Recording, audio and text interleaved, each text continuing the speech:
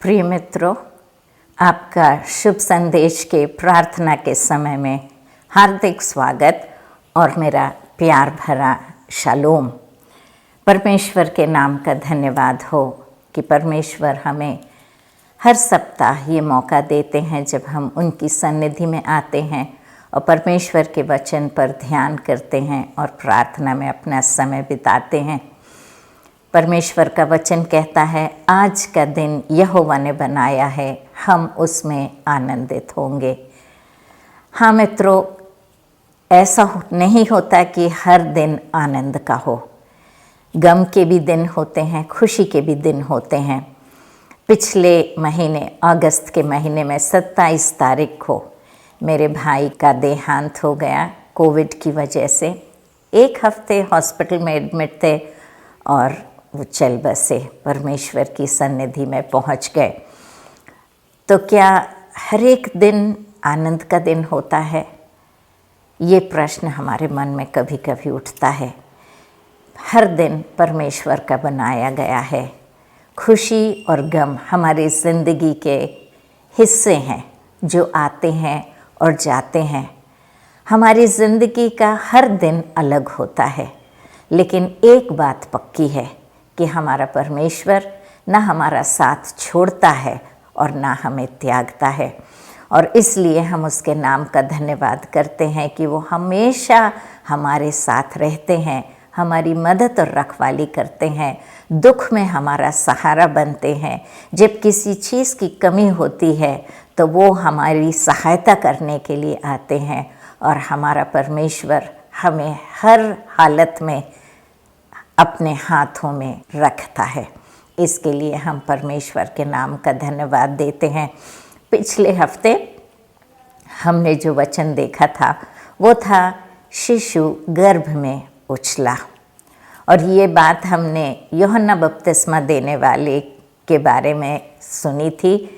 उसकी माँ एलिशबा थी, और एलिशबा को जब मरियम ने आकर नमस्कार किया तब एलिशबा ने कहा कि जब तेरा नमस्कार मेरे कानों में पड़ा तो बच्चा आनंद से उछला और वो पवित्र आत्मा से परिपूर्ण हो गई।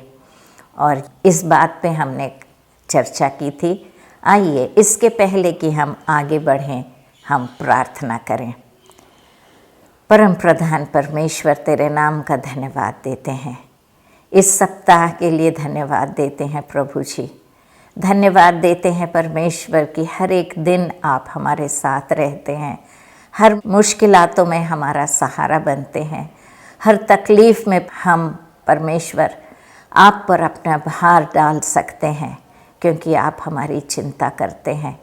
प्रभु जी, आज हम जब आपके वचनों को पढ़ते हैं, हम विनती करते हैं कि आप अपने वचनों को हमें समझाएंगे, हमारी मनोनेत्रों को खोलेंगे ताकि आपके वचन को हम समझ सकें और परमेश्वर उस पर विश्वास कर सकें और उस पर चल सकें। परमेश्वर, जो कोई परेशानियों का सामना हमारे दर्शक कर रहे हैं, हम विनती करते हैं प्रभु जी कि इस समय आप हमारा जो भी फ़िक्र जो हम कर रहे हैं उस सब से हमें मुक्त करके हमारे परमेश्वर विचारों को आप अपनी ओर केंद्रित करने के लिए हमें शक्ति देंगे, ताकि हम आपसे शक्ति पाकर और वचन सुनकर आशीषित हो सकें। आशीषों के लिए हृदय से धन्यवाद देते हुए प्रभु यीशु मसीह के नाम से प्रार्थना मांगते हैं। सुन और ग्रहण कर। आमीन, आमीन और आमीन। पिछले हफ्ते हमने एलिशबा के बारे में देखा था, कैसे जब मरियम उनके पास आती है और उसे नमस्कार करती है तो लिखा है यहाँ पर, एलिशबा इस प्रकार से कहती है, ज्यों ही एलिशबा ने मरियम का नमस्कार सुना त्यों ही बच्चा उसके पेट में उछला और एलिशबा पवित्र आत्मा से परिपूर्ण हो गई और उसने बड़े शब्द से पुकार कर कहा, तू स्त्रियों में धन्य है और तेरे पेट का फल धन्य है। तो इस प्रकार से हमने पिछले एपिसोड में देखा था कि ना सिर्फ उसके गर्भ में बच्चा उछला था, लेकिन वो आत्मा से परिपूर्ण हो गई थी और उसने मरियम के विषय में बताया कि वो गर्भ से है और वो धन्य है। और वो कहती है, यह अनुग्रह मुझे कहाँ से हुआ कि मेरे प्रभु की माता मेरे पास आई। तो वो इस चीज़ को, अपने आप को धन्य समझती और कहती कि ये मुझे अनुग्रह कैसे प्राप्त हुआ कि मेरे प्रभु की माता, अभी प्रभु जिसको वो संबोधित कर रही है प्रभु करके, वो अभी हाल ही में ये घोषणा हुई थी कि मरियम का पवित्र आत्मा द्वारा गर्भ धारण हुआ है। और हमने देखा था कि छोटा सा कण होगा, लेकिन पवित्र आत्मा के द्वारा परिपूर्ण होकर पवित्र आत्मा से वो उसे प्रभु करके संबोधित कर रही है और उसकी सराहना कर रही है और कहती है कि देखो, ज्यों ही तेरे नमस्कार का शब्द मेरे कानों में पड़ा, त्यों ही बच्चा मेरे पेट में आनंद से उछल पड़ा।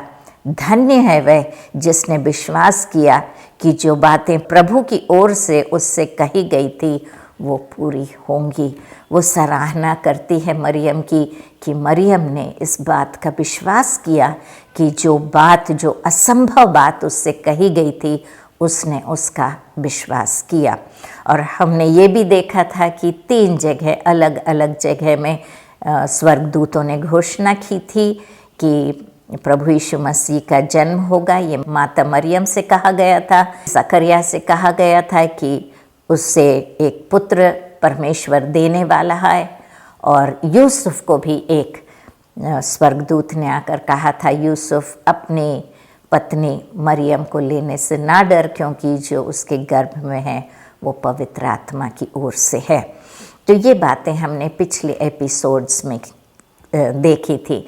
अभी हम माता मरियम के बारे में कुछ बातें करेंगे और देखेंगे कि उनका जीवन कैसा था। जैसे मैं इसके पहले एपिसोड में मैं ये बात भी बता चुकी हूँ कि हर पीढ़ी में हर एक कन्या, हर एक कुंवारी की यही इच्छा होती थी कि मसीह का जन्म उनके द्वारा हो। और हर एक माता पिता भी अपनी अपनी बेटियों को इसके लिए तैयार करते थे। हर एक घर में ये शिक्षा दी जाती थी लड़कियों को कि वो अपने आप को पवित्र रखें। शिक्षा तो हर लड़की को दी जाती थी और हर एक लड़की की इच्छा भी थी, लेकिन कहाँ तक वो अपने आप को पवित्र रख पाती थी वो व्यक्तिगत रूप से उन पर निर्भर रहता था। क्योंकि ना सिर्फ कार्यों द्वारा, लेकिन आँख, कान, मुंह से जो बोल उठते हैं, मन में जो विचार उठते हैं, जो दिल की आशाएं होती हैं, उन सब पर काबू पाकर और पूर्ण रीति से अपने आप को निछावर करना, वो हमें खुद करना पड़ता है। चाहे कितनी ही सीख हमें क्यों न दी जाए, लेकिन जब तक हमारी वो चाह नहीं होती है तब तक हम उस कार्य को पूरा नहीं कर सकते। तो हम कितना चाहते हैं कि हम प्रभु की सेवकाई में इस्तेमाल में आ सकें, या हम परमेश्वर से प्यार करें, या हम उसकी आज्ञा मानें, ये सब हमारे ऊपर निर्भर रहता है। इसी प्रकार से हर एक माँ सिखाती थी। देखो बेटा, लिखा है पवित्र वचन में, यशायाह नबी की पुस्तक उसका 7वां अध्याय और उसकी 14वीं आयत में, कि एक कुंवारी गर्भवती होगी और पुत्र जनेगी और उसका नाम इमैनुएल रखेगी, और उसका अर्थ होता है परमेश्वर हमारे साथ। एक पीढ़ी के बाद दूसरी पीढ़ी, और ऐसे बहुत पीढ़ियां गुजरती गईं और परमेश्वर की आंखें इधर उधर ढूंढती रहीं कि कौन सी कन्या उनके बेटे को इस पृथ्वी पर लाने के योग्य है। और यहाँ पर हम देखते हैं प्रभु यीशु मसीह के पैदा होने के 18 वर्ष पहले मरियम का जन्म हुआ था। वो यरूशलेम में हुआ था। मरियम को अच्छी सीख उनकी माँ ने और उनके पिता ने दी थी, और उन्होंने उसे सिखाया था अपने आप को पवित्र और नम्र कैसे रखना है, परमेश्वर की नज़रों में अनुग्रह पाने के लिए नम्र बनना बहुत ज़रूरी है। तो इस प्रकार से दीनता से और नम्रता से मरियम अपना जीवन बिता रही थी और परमेश्वर से प्रार्थना करती थी। अपने आप को उसने परमेश्वर के हवाले किया था और उसकी यही प्रार्थना थी, परमेश्वर अपनी दासी पर तू अनुग्रह कर और होने दे कि मेरे द्वारा मसीह इस दुनिया में आए। मरियम जब इस प्रकार से प्रार्थना करती थी और परमेश्वर की नज़रें जब उस पर पड़ी, परमेश्वर ने देखा कि यही वो कुंवारी थी जो उनके बेटे प्रभु यीशु मसीह को इस दुनिया में लाएगी, और उन्होंने अपना स्वर्गदूत भेजा। मरियम की मंगनी हो चुकी थी। उसकी मंगनी यूसुफ के साथ हुई थी, जो एक धर्मी पुरुष था और परमेश्वर का भय मानता था। अभी वो एक नहीं हुए थे, उनकी शादी नहीं हुई थी। अभी यूसुफ तैयारी कर रहा था शादी के लिए, घर बना रहा था, तैयारी कर रहा था ताकि मरियम को ब्याह कर वो अपने घर ला सके। लेकिन इसके पहले कि उनका विवाह होता, स्वर्गदूत मरियम के पास आते हैं और जैसा हमने पिछले एपिसोड में देखा था, उसके पास भीतर आकर स्वर्गदूत ने कहा, आनंद और जय तेरी हो, जिस पर ईश्वर का अनुग्रह हुआ है, प्रभु तेरे साथ है। आनंद और जय, ये एक खुशखबरी थी और ये मरियम की विजय थी। ये जो उसने प्रार्थना की थी और जो उसने परमेश्वर के लिए अपना जीवन समर्पण किया था, उसमें आज उसे विजय प्राप्त हुई थी, क्योंकि परमेश्वर का अनुग्रह हजारों हजार स्त्रियों में से परमेश्वर ने उसे चुना था। हाँ मित्रों, कितनी सुंदर बात है कि परमेश्वर ने माता मरियम को चुना। आज मुझे और आपको भी वो देख रहे हैं और उनकी कृपा दृष्टि और उनका अनुग्रह हम पर भी हो रहा है और वो हम पर भी अपना अनुग्रह करना चाहते हैं। इसलिए हम धन्यवाद देते हैं परमेश्वर का कि उनकी कृपा दृष्टि सारे संसार पर की गई है, क्योंकि परमेश्वर का वचन यूहन्ना 3:16 में कहता है, परमेश्वर ने जगत से ऐसा प्रेम किया कि उसने अपना इकलौता पुत्र दे दिया, ताकि जो कोई उस पर विश्वास करे वो नाश ना हो परंतु अनंत जीवन पाए। परमेश्वर की कृपा दृष्टि सारे संसार पर हुई है, लेकिन जो कृपा दृष्टि उनकी मरियम पर हुई थी, उसके द्वारा हम सब आशीषित हुए। तो क्या मरियम को दूत ने आके ये खबर दी और वो एलिशबा से जाके मिली और एलिशबा ने उसे धन्य कहा और पवित्र आत्मा से परिपूर्ण होकर कहा कि तू धन्य है, क्योंकि तूने परमेश्वर के वचन पर विश्वास किया और तू प्रभु की माता है। और उन्होंने बहुत खुशी मनाई और मरियम खुशी खुशी वापस घर आ गई और घर में उनकी खुशियाँ मनाई गई। क्या ऐसा हुआ? मेरे को नहीं लगता कि ऐसा हुआ होगा, क्योंकि यहाँ जैसे ही उसे स्वर्गदूत ने ये खबर दी कि एलिशबा भी गर्भवती है, लिखा है मरियम तुरंत वहाँ से उठी और एलिशबा से मिलने के लिए चल पड़ी। और एलिशबा 6 महीने गर्भवती थी उस समय, और लिखा है 3 महीने तक मरियम उसके साथ रही और उसके बाद वो वहाँ से निकल के गई। यहाँ देखते हैं हम कि मरियम लगभग 3 महीने उसके साथ रहकर अपने घर लौट गई। दोनों ने बातें की होंगी, क्योंकि दोनों के जीवन में एक अद्भुत काम, एक आश्चर्य कर्म हुआ था। परमेश्वर की स्तुति की होगी, जैसे हमने यहाँ पर देखते हैं, हम 46वीं आयत से लेके 55 आयत तक हम देखते हैं मरियम एक स्तुति का गान गाती है और वो कहती है, तब मरियम ने कहा, मेरा प्राण प्रभु की बड़ाई करता है और मेरी आत्मा मेरे उद्धार करने वाले परमेश्वर से आनंदित हुई, क्योंकि उसने अपनी दासी की दीनता पर दृष्टि की है। इसलिए देखो, अब से सब युग युग के लोग मुझे धन्य कहेंगे। लिखा है क्योंकि उसने अपनी दासी की दीनता पर दृष्टि की है। और बाकी और भी वो परमेश्वर की स्तुति करते हुए गीत गाती है। तो मरियम परमेश्वर की स्तुति कर रही है और दोनों स्तुति और प्रार्थना में अपना समय 3 महीने तक वो लोगों ने गुजारा। और मुझे लगता है कि जब एलिशबा का प्रसव का समय आया होगा, शायद डिलीवरी तक भी मरियम उसके साथ रही होगी ताकि उसकी मदद कर सके, और उसके बाद वो वहाँ से निकलकर वापस गई। जब मरियम वापस घर जाती है तो 3 महीने गर्भ से है। घर जाने के बाद उसने ये बात अपने माता पिता से कहा होगा। ये बात जब उसने अपने माता पिता से कही होगी तो उनके सिर पर पहाड़ टूट गया होगा, क्योंकि बेटी की मंगनी हो चुकी थी और बेटी जाती है एलिशबा के पास, 3 महीने वहाँ रह के आती है, और जब लौट के आती है तो वो गर्भ धारण करके आती है। परेशान हो गए होंगे वो लोग। उन्होंने बार बार उससे पूछा होगा, हमें बता, उस पुरुष का नाम बता। कोई बात नहीं, हम यूसुफ से मंगनी तोड़कर तेरी शादी उस पुरुष से कर देंगे जिसे तू चाहती है और जिसके साथ तूने एक संबंध स्थापित किया है। मरियम कहती, नहीं माँ, नहीं पिताजी, ऐसी बात नहीं है।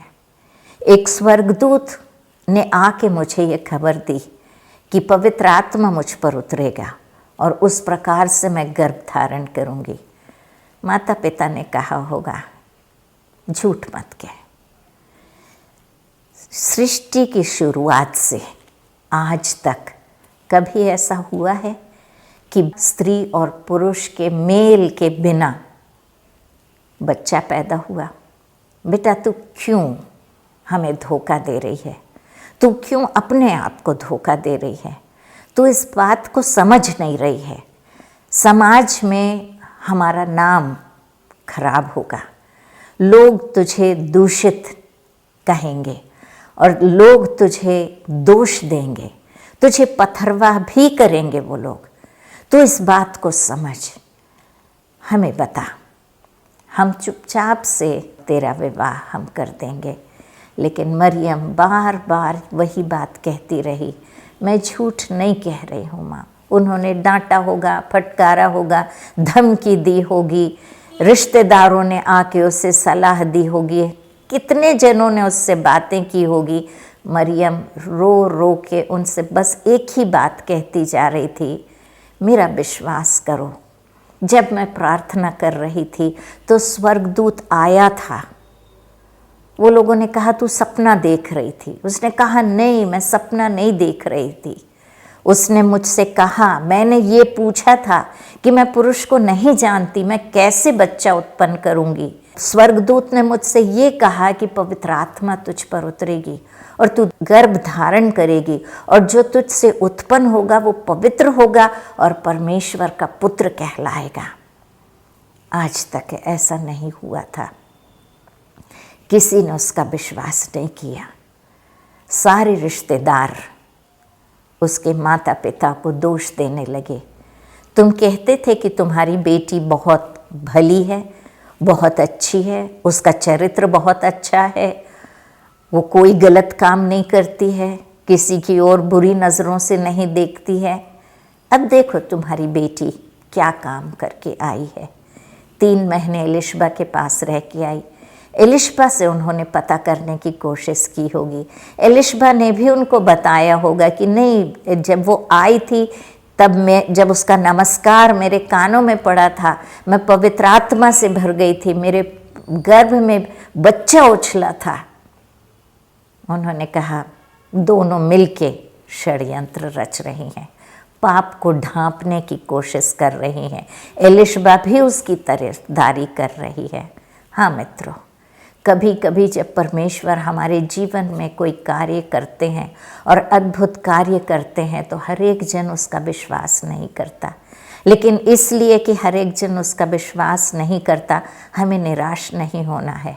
हमें परमेश्वर के वचन पर डटे रहना है, परमेश्वर की आज्ञाओं पर डटे रहना है। परमेश्वर जो कार्य हमसे कहता है उसे हमें करते रहना है, चाहे सारी दुनिया अपनी उंगली हम पर उठा ले। लेकिन यदि वो परमेश्वर की ओर से है तो ना हम डरें, ना हम घबराएं, चाहे हमारे ऊपर बंदूकें ही क्यों ना तन जाएं, क्या हमारे गले पर तलवार ही क्यों ना रख दी जाए, हम ना डरें, न घबराएं, ना पीछे कदम हटाएं। मरियम से हम यही सीखते हैं।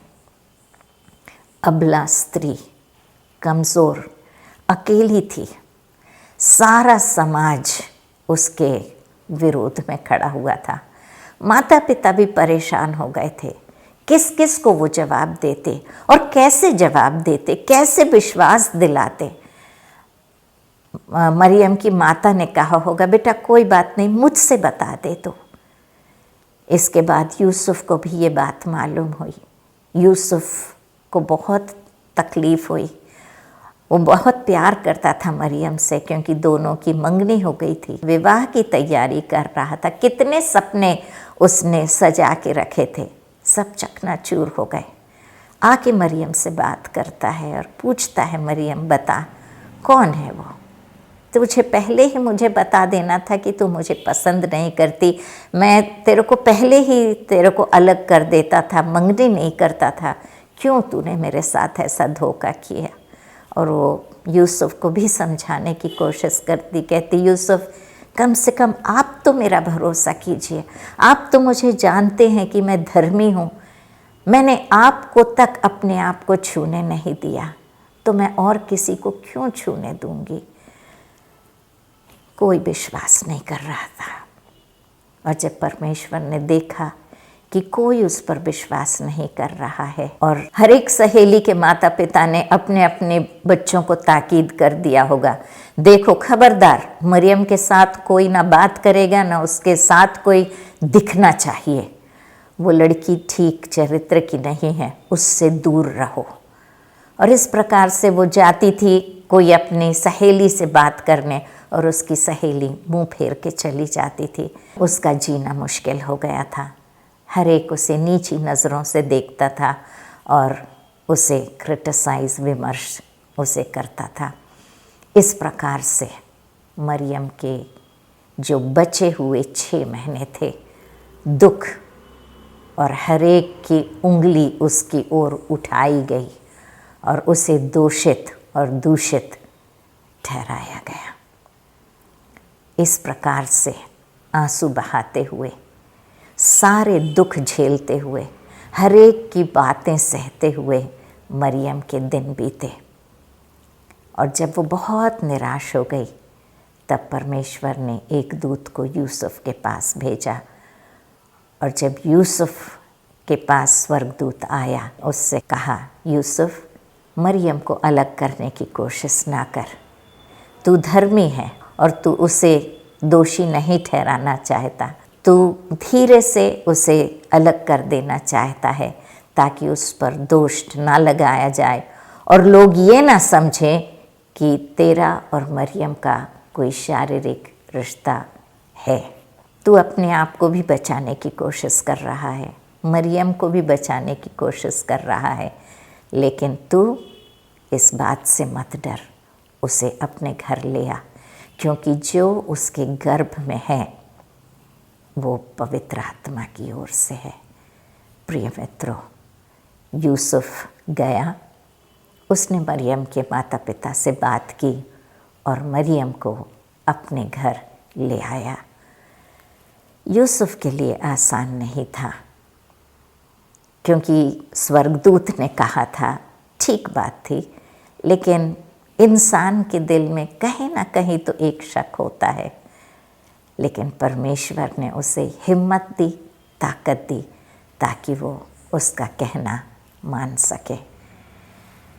जब हमारी हालात आसान होती है तो परमेश्वर की आज्ञाओं को मानना आसान होता है, लेकिन मुश्किलों में उसकी आज्ञा मानना हमारे लिए मुश्किल होता है। इसलिए हम मरियम से और यूसुफ से आज यही सीखते हैं कि चाहे कितनी ही मुसीबत का सामना क्यों ना करना पड़े, हम परमेश्वर के कहे अनुसार अपने जीवन को ढालने की कोशिश करें। क्या आज आप किसी मुश्किलात हालातों से गुज़र रहे हैं? निराश मत होइए। हम प्रार्थना करेंगे और अपने आप को परमेश्वर के हवाले करेंगे। परम प्रधान परमेश्वर, तेरे नाम का धन्यवाद करते हैं, धन्यवाद देते हैं प्रभु जी की उन दिनों में जब तेरा जन्म हुआ, तेरी माता मरियम को कितनी मुश्किलातों से गुज़रना पड़ा।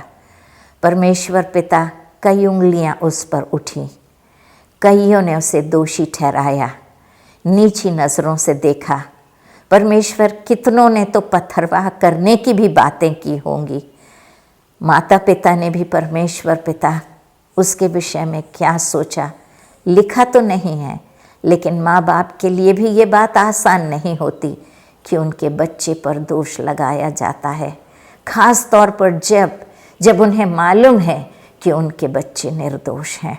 प्रभु जी, हम विनती करते हैं कि हम जो तेरे पीछे पीछे चल रहे हैं, जब हमें तकलीफ़ों का और मुसीबतों का सामना करना पड़ता है तो हम निराश ना हो। परमेश्वर पिता, हम डरे ना, लेकिन हम हियाव बांधे, डाढ़स बांधे और तेरा हाथ थामे हुए हम आगे चलते चले जाएं, क्योंकि तू वहाँ से एक रास्ता निकालता है जहाँ कोई रास्ता नहीं होता। हाँ प्रभु जी, यूसुफ चाहता था कि चुपचाप से उसे त्याग दे, लेकिन तूने उसे वो करने नहीं दिया और उसके लिए स्वर्गदूत को ही क्यों ना भेजना पड़ा, तूने उस कार्य को पूरा किया ताकि मरियम बेसहारा नहीं लेकिन यूसुफ का सहारा लेकर तेरी आज्ञा का पालन कर सके। प्रभु जी, हम विनती करते हैं कि तू हमारे लिए भी एक सहारा बनेगा और हम पवित्र आत्मा के लिए धन्यवाद देते हैं जो सदा हमारा सहारा बनती है। हमारा परमेश्वर पिता शक्ति हमें देती है, हियाव और ढाढ़स देती है, ताकि हम तेरे कार्य को अपने जीवन में पूरा कर पाते हैं। हर एक दर्शक और उनके परिवार के लिए प्रार्थना करते हैं। प्रभु जी, हम विनती करते हैं कि हर एक पर अपना हाथ रख, हर एक की दुख तकलीफ़ों से उन्हें मुक्ति दिला। परमेश्वर पिता, अपनी आशीषों से उन्हें परिपूर्ण कर।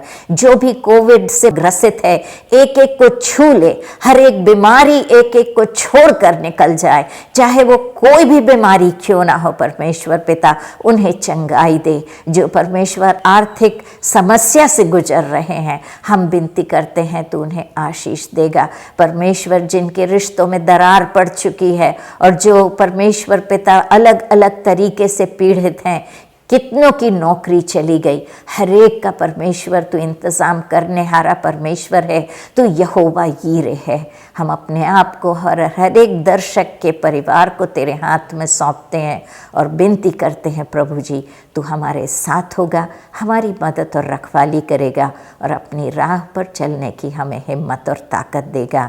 ये प्रार्थना हम प्रभु यीशु मसीह के नाम से मांगते हैं, सुन और ग्रहण कर।